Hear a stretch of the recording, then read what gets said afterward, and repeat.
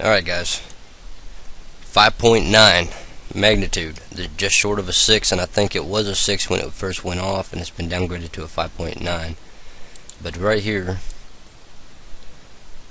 5.9 magnitude earthquake, guys, in Virginia. 5.9 magnitude. That was probably felt in New York, most likely. I'm sure probably all along this coast it was felt.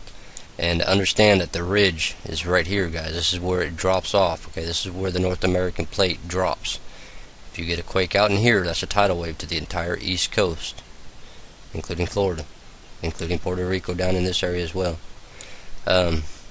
So now you've had a 5.3 magnitude on the Colorado-New Mexico border and a 5.9 magnitude in Virginia, and this is all within 24 hours of one another. Okay, actually a lot less than 24 hours, but in a 24-hour window you've had two significant earthquakes on the North American plate, which runs about like this, approximately about like this. Okay, so understand that's a 5.9. We're going to take a look at something else as well right here. No, we're not. Yeah, we are.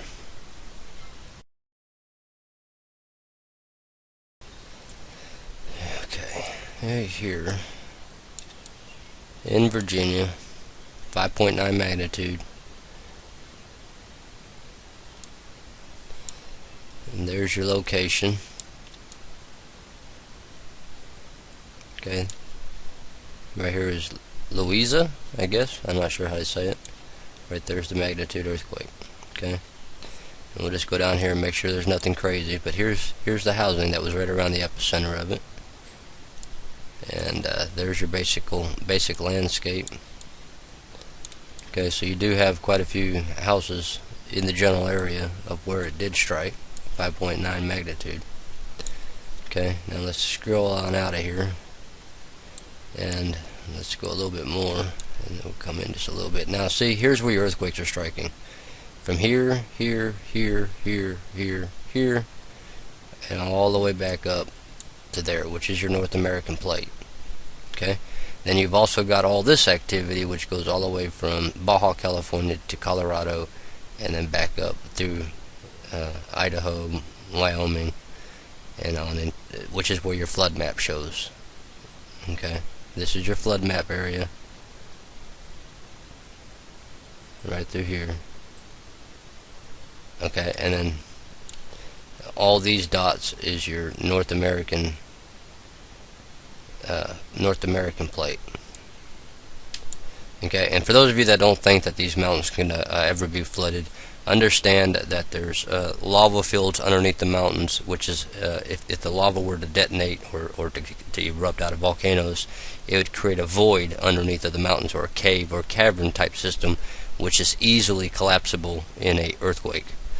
Okay, also you've got natural gas, and you've got all sorts of various things such as oil and so forth and so on that's all throughout underneath these mountains. And so there's vast caverns underneath the Rocky Mountain system, and as well over here in the Appalachian Mountains here, right there with that lit up. Okay, so that could collapse too, but that's a lot less likely than this, that has very significantly sized caverns down below, and it wouldn't take much to collapse all that down to basically ground level, and then the water would just be able to come right down in, no problems. So just because it's mountains does not mean by any means that it cannot be flooded. Okay, just understand that. It doesn't mean it will be flooded like the map shows. I'm just saying that it can be flooded. It can be done. There's a lot more. It's not just solid rock from the peak of the mountain down to the core of the earth. Okay, there's a lot of gaps and caverns and caves and so forth and so on down in there. So 5.9 magnitude over here, and a 5.3 magnitude, in all within less than 24 hours, and basically that's all that you've had happen as far as significantly sized earthquakes.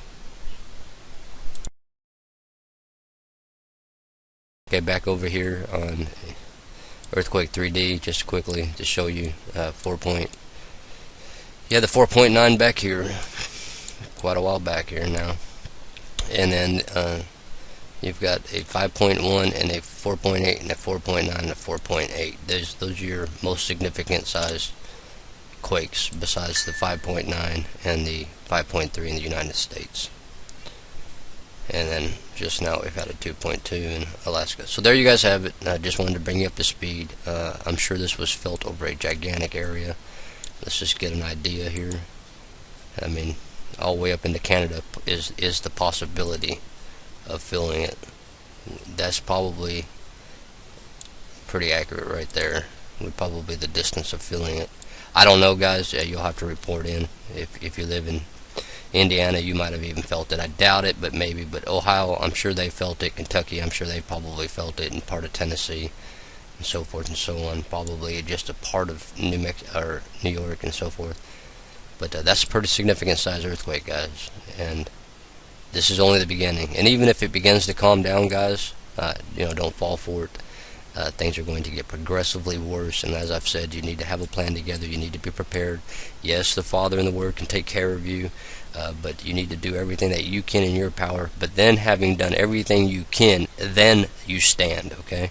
Until then, you cannot stand. You got to have everything you can possibly do within your power and your ability. If you don't have much money like me and you're barely making it, well, you do as much as you possibly can. Okay, and then you trust in the Word and in the Father to get you through the rest of it. But if you have a lot of money, guys, get food together, get water together. Make sure you've got a tent or something to stay in, some type of shelter to protect you for winter weather that's coming and the rest of the summer weather. And remember that Hurricane Irene sitting somewhere right in here, and it will be heading right about where that 5.9 was. I mean, it's going to be nailing basically somewhere between, my guess would be northern Florida and somewhere out in here. I think it's going to end up curving fairly rapidly back out into the Atlantic Ocean, personally. But never know. You never know. I mean, they can control these things. But anyway, right here's an eyeball and an eyeball, and down here's the mouth. So, no, I'm kidding, guys. But no, seriously, guys. Be praying for all these people in this area. I love you guys. Getting the Word, stay in the Word. And 5.9 is nothing to kid around with, guys. And I'm telling you, there's a lot more 6s coming, and 7s are coming, and get ready for 8s eventually. Just be ready, guys. Be aware, be prepared. Love you guys, and talk to you later. Peace be with you all.